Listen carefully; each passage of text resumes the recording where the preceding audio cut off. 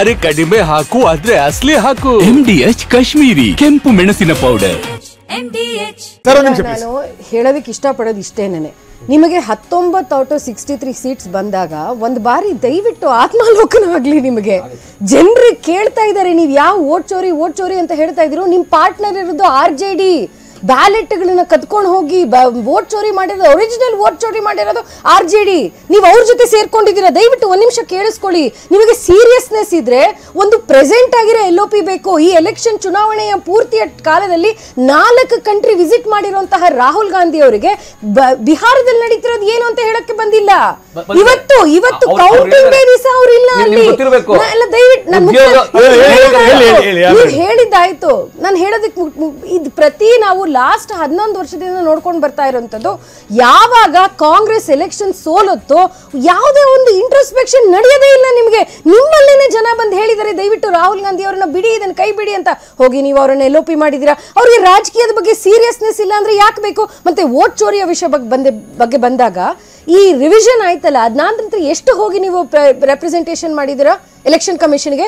ನಿಜವಾಗ್ಲೂ ಸೀರಿಯಸ್ ಆಗಿ ನೀವು ಇಶ್ಯೂನ ಸಾಲ್ವ್ ಮಾಡಬೇಕು ಅಂದ್ರೆ ಯಾವ ಸುಪ್ರೀಂ ಕೋರ್ಟ್ಗೆ ಹೋಗಿದ್ದೀರಾ, ಯಾವ ಹೈಕೋರ್ಟ್ಗೆ ಹೋಗಿದ್ದೀರಾ? ಬರೀ ಎಸ್ದು ಒಂದು ಇನ್ಸ್ಟಿಟ್ಯೂಷನ್ ಬಗ್ಗೆ ನೀವು ಡಿಫಮೇಷನ್ ಮಾಡಿದೀರಾ ಹೊರತು. ಮತ್ತೆ ಆ ಪ್ರಶ್ನೆ ಕೇಳಿದಾಗ ರಾಹುಲ್ ಗಾಂಧಿ ಅವರು ಏನ್ ಹೇಳ್ತಾರೆ, ನಾನು ಹೇಳ್ತಿರೋದೇ ಸಾಕು ಅಂತ. ನೀವು ಗಾಂಧಿ ಪರಿವಾರದವ್ರು ಆಗಿರಬಹುದು, ಹಾಗಾಗಿ ನಿಮ್ಮ ಮಾತನ್ನು ಎಲ್ಲರೂ ಕವರ್ ಮಾಡ್ತಾರೆ ಅಂತ ಬರೀ ಹೇಳಿದ್ರೆ ಸಾಕು ಅಲ್ಲ. ಇದು ಒಂದು ಪ್ರಜಾಪ್ರಭುತ್ವ ವ್ಯವಸ್ಥೆನಲ್ಲಿ ಇನ್ಸ್ಟಿಟ್ಯೂಷನಲ್ ಫಾರ್ಮ್ಯಾಟ್ ಇದೆ, ಅದನ್ನ ಒಪ್ಪಿ ನೀವು ಯಾಕೆ ನೀವು ಡಿಸ್ಟೆಬಿಲೈಸ್ ಮಾಡ್ತಾ ಇದ್ದೀರಾ? ಕಚೇರಿಯ ಆಸ್ತಿ ಅಧಿಕಾರ ಅಂತ ತಿಳ್ಕೊಂಡು ನೀವು ಉಪಯೋಗ ಮಾಡ್ಕೊಳ್ತಾ ಹಾಗಿದ್ದಿದ್ರೆ ನಾವು ಕರ್ನಾಟಕದಲ್ಲಿ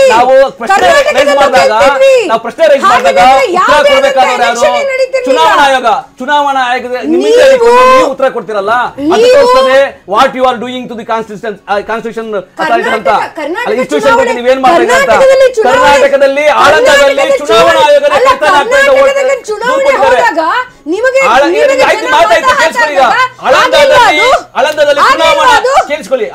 ಚುನಾವಣಾ ಆಯೋಗ ಕಂಪ್ಲೇಂಟ್ ಕೊಟ್ಟಿದೆ, ಕಳ್ಳತನ ಆಯ್ತಾ ಇತ್ತು ಅಂತ. ಚುನಾವಣಾ ಆಯೋಗ ಕಂಪ್ಲೇಂಟ್ ಕೊಟ್ಟಿದೆ, ಕಳ್ಳತನ ಆಯ್ತಾ ಇತ್ತು ಆಳಂದದಲ್ಲಿ ಅಂತ. ನಾವು ಅದ್ರ ತನಿಖೆ ಮಾಡಿಸಿದ ನಾವು ಕೇಳ್ತಾ ಇದೀವಿ. ಮಹದೇವಪುರದಲ್ಲಿ ತನಿಖೆ ಮಾಡಿಸಿ, ಹರಿಯಾಣದ ತನಿಖೆ ಮಾಡಿಸಿ, ಮಹಾರಾಷ್ಟ್ರ ತನಿಖೆ ಮಾಡಿಸಿ ಅಂತ. ನೀವು ಮಾಡಲ್ಲ, ನಾನು ಮಾಡಲ್ಲ ಅಂತಂದ್ರೆ ಕೇಳಿ. ನೀವು ಸರ್ಕಾರ ನಾವು ನಿರಂತರ ಹೋರಾಟ ಮಾಡ್ತೀವಿ, ನಿರಂತರ ಹೋರಾಟ ಮಾಡ್ತೀವಿ, ಕಾನೂನು ಹೋರಾಟ ಮಾಡ್ತೀವಿ, ರಾಜಕೀಯ ಹೋರಾಟ ಮಾಡ್ತೀವಿ. ಅವ್ರದೊಂದು ಪಾಯಿಂಟ್ ನಿಮಗೆ ಹಾಕ್ತೀನಿ. ಏನಾದ್ರು ಅವ್ರು ಹೇಳಿದೇನು ಅಂದ್ರೆ, ಪ್ರತಿ ಬಾರಿ ನಿಮ್ಗೆ ಹಿನ್ನಡೆ ಆದಾಗ ಈಗ ನಮ್ಗೇನೋ ಒಂದು ಸಮಸ್ಯೆ ಇದೆ ಅಂತಂದ್ರೆ ನಮ್ಮ ದೇಹದೊಳಗೆ ಏನ್ ಸಮಸ್ಯೆ ಇದೆ ಅಂತ ನಾವು ಸರಿ ಮಾಡ್ಕೋಬೇಕು. ಹೊರಗಡೆ ಪರಿಸರದಲ್ಲಿ ಏನ್ ಸಮಸ್ಯೆ ಇದೆ, ವಾಯು ಮಾಲಿನ್ಯ ಇದೆ, ಅದ್ರ ಮೇಲೆ ಹಾಕಕ್ಕಾಗಲ್ಲ ನಾನ್ ಕರೆಕ್ಟ್ ಆಗಿದ್ದೀನ ಅಂತ. ನೀವು ಅದನ್ನ ಮಾಡೋದಿಲ್ವಲ್ಲ ಕಾಂಗ್ರೆಸ್ನವರು ಅಂತ. ಇದರಿಂದ ಈಗ ಆತ್ಮಾವಲೋಕನ ಆಗುತ್ತಾ? ಖಂಡಿತವಾಗಿ ಆಗುತ್ತೆ. ಚುನಾವಣೆಗಳು ಚುನಾವಣೆ 2 ತರ ಆಗುತ್ತೆ. ಈಗ ಕೇಂದ್ರ ಸರ್ಕಾರ ಬಿಜೆಪಿ ಇದೆ, ಬಿಜೆಪಿಗೆ ಅಧಿಕಾರ ಇದೆ, ಹಣ ಇದೆ, ಎಲ್ಲಾ ಇನ್ಸ್ಟಿಟ್ಯೂಟ್ ಸಂಸ್ಥೆಗಳು ಅವ್ರ ಕೈದಲ್ಲಿ ಇದ್ದಾವೆ. ಚುನಾವಣೆ ಯಾವ ರೀತಿ ಬೇಕಾದ್ರೂ ಮಾಡಬಹುದು, ಮಾಡ್ತಾ ಇದ್ದಾರೆ. ಎರಡನೇದೇನಂದ್ರೆ, ನಾವು ನಮ್ಮ ನಿರಂತರ ಹೋರಾಟ, ಸಂಘಟನೆ ಮತ್ತೆ ಜನಸಾಮಾನ್ಯರಿಗೋಸ್ಕರ 2023 ಎಲೆಕ್ಷನ್ಗೆ ಅನ್ವಯ ಆಗುತ್ತಾ? ನೀವು ಹೇಳಿದ್ದು 23 ಎಲೆಕ್ಷನ್ಗೂ ಆಗುತ್ತೆ, 24 ನಾವು ಸೋಲಿ ಗೆಲ್ವಿ. ನೀವು ಜನರ ಪರವಾದ ವಿದ್ಯಾರ್ಥಿ, ಸೋಲಿ ಗೆಲ್ವಿ. ನಾವು ಗೆದ್ರೆ ಕೂಡ ಸುಮ್ಮನೆ ಆಗ್ಬಿಡೋದು, ಸೋತಿಲ್ಲ ಗೆದ್ದಿದ ಮೇಲೂ ಕೂಡ ಆತ್ಮಾವಲೋಕನ. NDA 155 ಕ್ಷೇತ್ರಗಳಲ್ಲಿ ಮುನ್ನಡೆ. ಅದರಲ್ಲಿ ಬಿಜೆಪಿಯ ಪಾತ್ರ 65, JDU 73 JDU ಪಾಲು. ಇನ್ನು MGB 82, 82ರಲ್ಲಿ RJD 59. ಇನ್ನು ಕಾಂಗ್ರೆಸ್ 18ಕ್ಕೆ ಬಂದಿದೆ, 59-18. NDA 155, ಮಹಾಗಠಬಂಧನ್ ಈಗ 82. ಎಲೆಕ್ಷನ್ ಕಮಿಷನ್ ಬಗ್ಗೆ ಒಂದು ಹೇಳ್ತಾನ ಈಗ ಸರ್ ಜಸ್ಟ್ ಮಾತಾಡ್ತೀನಿ. ಈಗ ಬಿಹಾರದಿಂದ ನಮ್ಮ ಪ್ರತಿನಿಧಿ ಪ್ರಮೋದ್ ನೇರ ಸಂಪರ್ಕದಲ್ಲಿ ಜಾಯ್ನ್ ಆಗಿದ್ದಾರೆ ಲೈವ್ ರಿಪೋರ್ಟ್ ಜೊತೆಗೆ. ಪ್ರಮೋದ್, ನಾವು ನೋಡ್ತಾ ಇದ್ದೀವಿ ಈ ಪೋಸ್ಟಲ್ ಕೌಂಟಿಂಗ್ ಆದ ನಂತರವೂ ಕೂಡ ನಂಬರ್ಗಳು 155 NDA ಹಾಗೆ 82 MGB. ಎಕ್ಸಿಟ್ ಪೋಲ್ಗಳು ಏನು ಹೇಳುತ್ತೋ ಅದಕ್ಕಿಂತಲೂ ಕೂಡ ಒಂದು 10-15 ಸೀಟ್ ಮುಂದೆನಿದೆ NDA. ಹೇಗಿದೆ ಈಗ ಟ್ರೆಂಡ್ ನೋಡಿದ್ರೆ ಬಿಹಾರದಲ್ಲಿ, ಅಲ್ಲಿ ಗ್ರೌಂಡ್ ರಿಪೋರ್ಟ್ ಪ್ರಕಾರ ನೋಡೋದಾದ್ರೆ ಹೇಗಿದೆ ಅಂತ ವಾತಾವರಣ?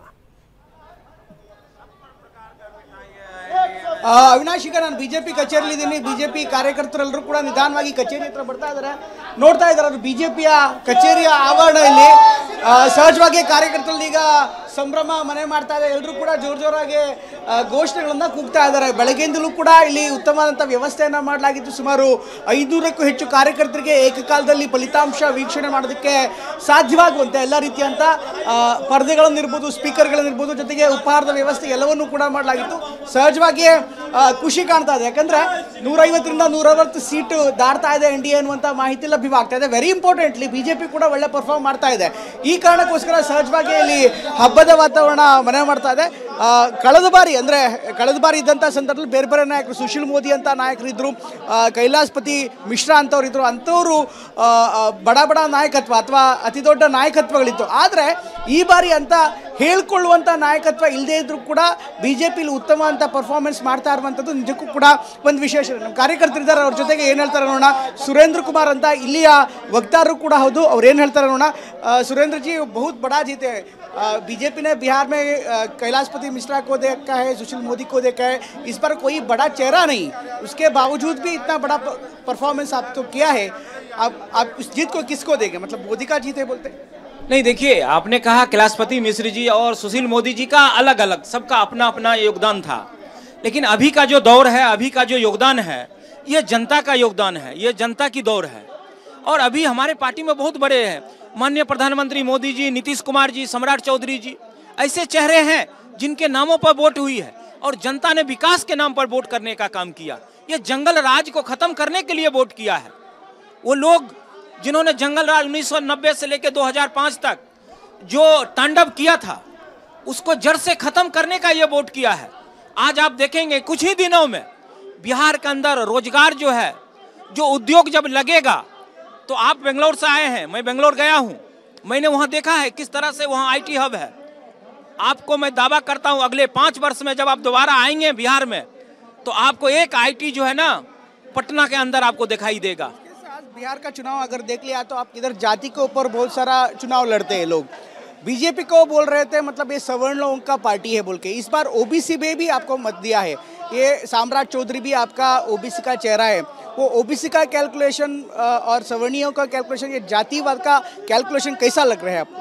नहीं, देखिए ये सच है कि बिहार और उत्तर प्रदेश में ये जाति समीकरण के आधार पर लोग वोट करते हैं, लेकिन इस बार जो है जाति समीकरण कोई बड़ा मुद्दा नहीं रहा, विकास मुद्दा रहा, युवाओं को रोजगार मुद्दा रहा, कानून जो है कानून मुद्दा रहा, ये सारे चीजें जो है. और माननीय नीतीश कुमार जी ने जो काम किया 20 वर्षों में, वो सबसे बड़ा मुद्दा रहा. दारू फैक्टर मुद्दा रहा. हमारे जो माँ बहनें जिनको प्रताड़ित किया जाता था, जो दारू पी के जाते थे उनके पति, उसका बहुत बड़ा मुद्दा रहा. ಇದು ಅವಿನಾಶ್ ಇಲ್ಲಿಂದ ಕಂಡು ಬರ್ತಾ ಇರುವಂತ ದೃಶ್ಯ. ಒಟ್ಟಲ್ಲಿ ಮೊದಲಿಂದಲೂ ಕೂಡ ನೋಡ್ತಾ ಇದ್ರೆ ಈ ಭಾಗದಲ್ಲಿ ಸವರ್ಣೀಯರ ಪಾರ್ಟಿ ಅಂತ ಹೇಳಲಾಗ್ತಾ ಇತ್ತು. ಈ ಕಾರಣಕ್ಕೋಸ್ಕರ ಸಹಜವಾಗಿ ಬಿಜೆಪಿ ಆರಂಭದ ದಿನಗಳಲ್ಲಿ ಸ್ವಲ್ಪ ಕಡಿಮೆ ಇತ್ತು. ಆದರೆ ಈಗ OBCಗಳು ಅತಿ ಹಿಂದುಳಿದವರು, ಅದ್ರ ಜೊತೆಗೆ ದಲಿತರ ಓಟು ಕೂಡ ಈ ಬಾರಿ ಭಾರಿ ಪ್ರಮಾಣದಲ್ಲಿ ಬಿಜೆಪಿಗೆ ಬಂದಿರುವಂತಹ ಸಾಧ್ಯತೆ ಇರುತ್ತೆ. ವೆರಿ ಇಂಪಾರ್ಟೆಂಟ್ಲಿ ಹಿಂದೆಲ್ಲೂ ಕೂಡ ಸುಶೀಲ್ ಮೋದಿ ಅಂತ ಪ್ರಭಾವಿ ನಾಯಕತ್ವ ಇತ್ತು, ಅಂದ್ರೆ ಅವರು ಬಿಹಾರ್ ಬಿಜೆಪಿಯ ಒಂದು ಮುಖವಾಗಿದ್ರು. ಅದ್ರ ಜೊತೆಗೆ ಕೈಲಾಶಪತಿ ಮಿಶ್ರಾ ಅನ್ನುವಂತ ಒಬ್ಬ ಹಿರಿಯ ರಾಜಕಾರಣಿ ಕೂಡ ಬಿಜೆಪಿಯನ್ನ ಕಟ್ಟಬಳಿಸಿದ್ರು. ಇವರೆಲ್ಲರೂ ಕೂಡ ಇಲ್ಲದೆ ಇದ್ರು ಕೂಡ ಸಾಮ್ರಾಟ್ ಚೌಧರಿ ಅನ್ನುವಂತ ನಾಯಕತ್ವ ಅಥವಾ ಮುಖ ಏನಿದೆ, ಕಂಪೇರ್ ಮಾಡಿದ್ರೆ ತುಂಬಾ ಇನ್ನೂ ಅಷ್ಟು ಎತ್ತರದ ನಾಯಕತ್ವ ಅಲ್ಲ.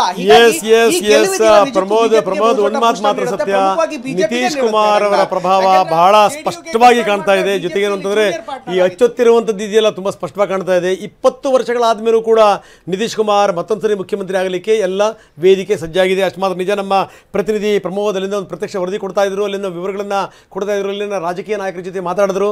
ಈ ಕೆಲ ನಾಯಕರುಗಳು ಇಲ್ದಿದ್ರೆ ಏನಂತೆ ಬಿಜೆಪಿ ಒಂದಾಗಿ ಇಲ್ಲಿ ಎದುರಿಸಿದೆ ಎಲ್ಲದನ್ನು ಕೂಡ. ಜೊತೆಗೆ ಅವ್ರು ಹೇಳಿದಂತ ಒಂದು ಮಾತು ವೆರಿ ಇಂಪಾರ್ಟೆಂಟ್ ಪಾಯಿಂಟ್, ನಿಮ್ದು IT ಕ್ಷೇತ್ರ, ನಿಮ್ದು ಬೆಂಗಳೂರು, ಆದ್ರೆ ನೋಡಿ ಮುಂದಿನ ದಿನಗಳಲ್ಲಿ ಇಲ್ಲೂ ಕೂಡ IT ಹಬ್ ಮಾಡ್ತೀವಿ ಅನ್ನುವಂಥದ್ದು ಇದೆಯಲ್ಲ, ಅದು ಎಲ್ಲ ಒಂದ್ ಕಡೆ ಭರವಸೆ. NDA 156 ಕ್ಷೇತ್ರಗಳಲ್ಲಿ ಮುನ್ನಡೆ, 156 ಕ್ಷೇತ್ರಗಳಲ್ಲಿ. ಇನ್ನು MGB ಗಣನೀಯವಾಗಿ ಕಡಿಮೆ ಆಗ್ತಾ ಇದೆ. 106ರಿಂದ 81ಕ್ಕೆ ಬಂದಿರುವಂಥದ್ದು, 106ರಿಂದ 81 ಕ್ಷೇತ್ರಗಳಲ್ಲಿ ಮಹಾಗಠಬಂಧನ್. 156ರಲ್ಲಿ NDA, 81ರಲ್ಲಿ ಮಹಾಗಠಬಂಧನ್. ಅಶ್ವಿನ್ ಅವರು ಏನೋ IT ಬಗ್ಗೆ ಹೇಳ್ತಾ ಇದ್ರು. ನಿಜವಾಗ್ಲೂ ಅದೊಂದು ಪರ್ಟಿಕ್ಯುಲರ್ ಸೆಂಟೆನ್ಸ್ ಹೇಳ್ಬೇಕಾದ್ರೆ ಅವ್ರು ಎಷ್ಟು ಒಂದು ಖುಷಿಯಾಗಿ ಅದೇ ಎದೆ ತಟ್ಟಿ ಹೇಳೋ ಅಂತ ಶೈಲಿನಲ್ಲಿ ಹೇಳ್ತಾ ಇದ್ರು. ಏನಕ್ಕೆ ಅಂದ್ರೆ ನಾವು ಹಿಂದೆ ನೋಡ್ತಾ ಇದ್ವಿ, ಗುಜರಾತ್ ಇರ್ಬೋದು, ವೆಸ್ಟ್ ಬೆಂಗಾಲ್ ಇರ್ಬೋದು, ಮಹಾರಾಷ್ಟ್ರ, ಮುಂಬೈ, ಪೂನಾ ಇರ್ಬೋದು, ಇವೆಲ್ಲ ಕೈಗಾರಿಕೀಕರಣ ಪ್ಲೇಸ್ಗಳು, ಅಲ್ಲಿ ಹೋದ್ರೆ ಕೆಲಸ ಸಿಗುತ್ತೆ ಅನ್ನೋದಿತ್ತು. ಇಡೀ ದೇಶದಲ್ಲಿ ಇನ್ಕ್ಲೂಡಿಂಗ್ ಉತ್ತರ ಭಾರತದಿಂದ ಹಿಡಿದು ಪ್ರತಿಯೊಬ್ಬರಿಗೆ ಕರ್ನಾಟಕ ಅಂದಾಗೇನು ಸಿಲಿಕಾನ್ ಸಿಟಿ, ಟೆಕ್ನಾಲಜಿ ಇದೆ, ಸಾಫ್ಟ್ವೇರ್ ಕಂಪನಿಗಳಿದೆ, IT-BTಗಳಿದೆ, ಎಲ್ಲೋ ದೂರದ ಅಮೆರಿಕ ದೇಶಕ್ಕೆ ಇಲ್ಲಿ ಕೂತ್ಕೊಂಡು ಕೆಲಸ ಮಾಡೋಂಥ ಟೆಕ್ನಾಲಜಿಗಳನ್ನ ತಂದಿದ್ದಾರೆ. ಅದನ್ನು ಅವ್ರನ್ನಂದ ನಾವು ಕಿತ್ಕೋಬೇಕಂತ ಅವರಲ್ಲಿ ಹೇಗಿದೆ ಪ್ರಯತ್ನ, ನಮ್ಮಲ್ಲಿ ಮಾಡಲಿ. ಈಗ ಕಾಂಗ್ರೆಸ್ ಅವರು ಅಧಿಕಾರದಲ್ಲಿದ್ದಾರೆ, ಬೃಹತ್ ಸಂಖ್ಯೆ ಇದೆ, ದಯವಿಟ್ಟು ನೀವು ಅಭಿವೃದ್ಧಿ ಅಂದರೆ ರಸ್ತೆಗಳು, ಬೇಸಿಕ್ ಫೆಸಿಲಿಟಿಗಳನ್ನ ಕೊಡಿ. ಹೋಗ್ತಿರೋ ಕಂಪನಿಗಳು ಒಳ್ಳೆ ಪಾಯಿಂಟ್ ಹೇಳಿದ್ರಿ. ದೂರದಲ್ಲಿರುವಂತವ್ರು ಬೆಂಗಳೂರಿನ ಹೆಸರೇಳುವಂತ ಸಂದರ್ಭದಲ್ಲಿ ನಾವು ಬೆಂಗಳೂರನ್ನ ಹೆಂಗ್ ನಡೆಸ್ಕೊತಾ ಇದೀವಿ ಅನ್ನುವಂಥದ್ದು ಕೂಡ ವೆರಿ ಇಂಪಾರ್ಟೆಂಟ್ ಪಾಯಿಂಟ್. ಆದ್ರೆ ಒಂದ್ ಮಾತು ಮಾತ್ರ ತುಂಬಾ ಸ್ಪಷ್ಟ, ಇಲ್ಲಿ NDA 156 ಕ್ಷೇತ್ರಗಳಿಂದ ಮುಂದಿರುವಂತದ್ದು, ಇನ್ನು ಮಹಾಗಠಬಂಧನ್ 81 ಕ್ಷೇತ್ರಗಳಲ್ಲಿ ಮುನ್ನಡೆ ನಾವು ತೋರಿಸ್ತಾ ಇದೀವಿ NDAದು. ಈ ವಿಚಾರಕ್ಕೆ ಸಂಬಂಧಪಟ್ಟಂಗೆ ಅಂದ್ರೆ ಕಳೆದ ಬಾರಿಗಿಂತ NDA ಅಂದ್ರೆ ನಾವೇನು ತೋರಿಸಿದ್ವಲ್ಲ ಎಕ್ಸಿಟ್ ಪೋಲ್ ಅಲ್ಲಿ, ಅದಕ್ಕಿಂತ NDA ಹೆಚ್ಚಿನ ಕ್ಷೇತ್ರಗಳಲ್ಲಿ ಗೆದ್ರೂ ಕೂಡ ಆಶ್ಚರ್ಯ ಇಲ್ಲ. MGB 80 ಕ್ಷೇತ್ರಗಳಲ್ಲಿ ಅಭ್ಯರ್ಥಿಯ ಮುನ್ನಡೆ ನಿಧಾನವಾಗಿ ಡೌನ್ ಆಗ್ತಿದೆ.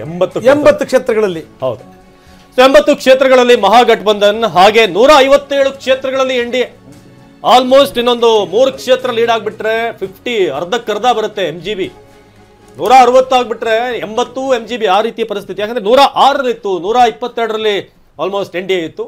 ಒಂದು 12ರಿಂದ 20 ಸೀಟ್ಗಳ ಅಂತರ ಆರಂಭದಲ್ಲಿತ್ತು. ಆದರೆ ಈಗ ಅರ್ಧಕ್ಕರ್ಧ. ಎಕ್ಸಿಟ್ ಪೋಲ್ಗಳು ಓವರಾಲ್ ನಾವು ಪೋಲ್ ಆಫ್ ಪೋಲ್ಸ್ ತಗೊಂಡ್ರೆ 140ರಿಂದ 145 ಅಷ್ಟರಲ್ಲಿತ್ತು. ಆದರೆ ಈಗ 157, 80 MGB. ಮರಮ್ಕಲ್ ಈಗ ನಾವು JDU ವಿಚಾರವಾಗಿ ನೋಡೋದಾದ್ರೆ ಕಳೆದ ಚುನಾವಣೆಯಲ್ಲಿ 43 ಸೀಟ್ಗಳನ್ನು ಗೆದ್ದಂಥದ್ದು, 30 ಆಲ್ಮೋಸ್ಟ್ ಲೀಡ್ ಆಗಿದೆ. ಆಸ್ ಎ ಪಾರ್ಟಿ JDUಗೆ ನಿತೀಶ್ ಕುಮಾರ್ ಅವರಿಗೆ ಒಂದು ದೊಡ್ಡ ಬೂಸ್ಟ್ ಅಂತ. ಹೌದು, ನಿತೀಶ್ ಕುಮಾರ್ ಅಂದರೆ ಏನು ಜಾಯಿಂಟ್ ಆಗಿ ಕ್ಯಾಂಪೇನ್ ಮಾಡಿದ್ರಲ್ಲ ಮೋದಿ ಆ್ಯಂಡ್ ನಿತೀಶ್ ಕುಮಾರ್, ಅದು ಅಡ್ವಾಂಟೇಜ್ ಎಲ್ಲ 5 ಪಾರ್ಟಿಗಳಿಗೂ ಆಯ್ತದು. ಓಕೆ, BJP ಒಂದು 5-6 ಸೀಟ್ ಕಡಿಮೆ ಇರ್ಬೋದು, 72, 73 ಇತ್ತು, ಈಗ 66 ಇನ್ನು ಮುಂದೆ ರಿಸಲ್ಟ್ ಬಂದಂಗೆ ಅದನ್ನು 70ಕ್ಕೆ ಮುಟ್ಬೋದು. ಬಟ್ ಮೇನ್ ಅಂದರೆ ಇದು ಭಾಳ ಆರ್ಗನೈಸ್ಡ್ ಕ್ಯಾಂಪೇನು ಅವರಿಗೆ ಕೈ ಹಿಡಿತು. ಈಗ ನೋಡ್ತಾ ಇದ್ದೀವಿ 158 ಕ್ಷೇತ್ರಗಳಲ್ಲಿ NDA ಲೀಡ್ ಅನ್ನ ಪಡಿತಾರೆ. 79 ಮತ್ತೊಂದು ಕ್ಷೇತ್ರ ಇಳಿತಿದೆ ಮಹಾಗಠಬಂಧನ್. ಎಕ್ಸಾಕ್ಟ್ಲಿ 50%. 79, 158 ಅರ್ಧಕ್ಕರ್ಧ. ಈಗ ಲೀಡ್ ಈಗ 158ರಿಂದ 79 ಡಿಫರೆನ್ಸ್ ಅನ್ನ ನೋಡಿದ್ರೆ 50% ಇಳಿದೆ. ಈಗ NDA 158, 79 ಮಹಾಗಠಬಂಧನ್, 3 JSP, 3 ಇತರ. ಒಂದು ಮಾತ್ರ ಸ್ಪಷ್ಟ, 20 ವರ್ಷಗಳ ನಂತರವೂ ಕೂಡ ನಿತೀಶ್ ಬಗ್ಗೆ ಜನರಿಗೆ ತುಂಬಾ ಬೇಸರ ಆಗಲಿ ಅಥವಾ ಹೇವರಿಕೆ ಅಂತ ಏನು ವಿಪಕ್ಷಗಳು ಬಿಂಬಿಸ್ತಾ ಇದ್ವಲ್ಲ, ಆ ರೀತಿಯ ಸ್ಥಿತಿ ಖಂಡಿತವಾಗ್ಲೂ ಇಲ್ಲ. ಈಗಲೂ ಕೂಡ ನಿತೀಶ್ ಕುಮಾರ್ ಆ ರಾಜ್ಯದ ಫೇವರೇಟ್ ಅನ್ನುವಂಥದ್ದು ತುಂಬಾ ಸ್ಪಷ್ಟವಾಗಿ ಗೊತ್ತಾಗ್ತದೆ. ಏನು ಪಲ್ಟು ರಾಮ್ ಅಂದ್ರೂ ಕೂಡ ನಿಲುವಿಲ್ಲ ಅಂತ ಹೇಳಿದ್ರು ಕೂಡ ಇವರು ತಂದಿರುವಂಥ ಬದಲಾವಣೆ ಇದೆಯಲ್ಲ, ಆ ಬದಲಾವಣೆಯನ್ನು ಜನ ಮರ್ತಿಲ್ಲ ಅನ್ನೋದು ಕೂಡ ತುಂಬ ಸ್ಪಷ್ಟ. ಯಾಕಂದರೆ ಲಾಲೂ ಆಡಳಿತದ ಸಂದರ್ಭದಲ್ಲಿ ಆದಂಥ ಬಿಹಾರದ ಸ್ಥಿತಿ ಮತ್ತು ದುಸ್ಥಿತಿ ಅದನ್ನು ನಿಧಾನಕ್ಕೆ ಹೊರಗಡೆ ತಂದ ನಿತೀಶ್ ಕುಮಾರ್, ಅದನ್ನು ಇನ್ನೂ ಕೂಡ ಜನ ಜ್ಞಾಪಕ ಇಟ್ಕೊಂಡಿದ್ದಾರೆ. MDH ನ ಕಿಚನ್ ಕಿಂಗ್ ಕಿಚನ್ ಅಲ್ಲಿದ್ರೆ ನಾವು ಎಲ್ಲವನ್ನು ಮಾಡಬಹುದು. ಬೆಂಗನ್ ಕಾ ಬರ್ತಾ, ಆಲೂ ಗೋಬಿ, ಭಿಂಡಿ ಮಸಾಲಾ, ಇನ್ನೂ ಬಹಳಷ್ಟು.